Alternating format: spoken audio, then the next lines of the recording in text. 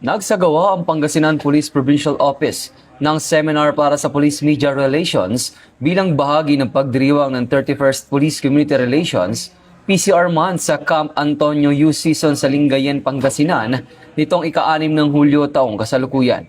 Mahigit 130 pulis at media practitioners mula sa iba't ibang bayan at lungsod ng Pangasinan ang lumuhok sa isang seminar na naglalayong palakasin ang ugnayan ng pulis at media. Pinangunahan ng aktibidad ni Police Colonel Dennis L. De Leon, ang Officer in Charge, Provincial Director ng Pangasinan Police Provincial Office, ang aktibidad na naglalayong palalimin ang kaalaman ng mga pulis at media practitioners sa PNP Rural Media Relations na nagtataguyod ng transparency, responsableng pagbabahagi ng impormasyon, kaligtasan ng mga mamamahayag at paggalang sa press freedom. Naging resource speaker si Atty. Philip Raymond S. Rivera, ang NAPOLCOM Provincial Officer for Pangasinan, na tinalakay ang tamang police media engagement, media accreditation at mahalagang probisyon ng resolusyon.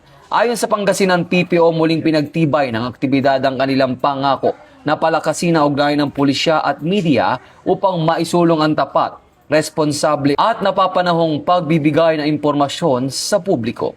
Mula dito sa National Headquarters ng Philippine National Police, ako ang inyong PNN correspondent, Patrolman Edwin Baris, alagad ng batas, tagataguyod ng Balitang Pulis.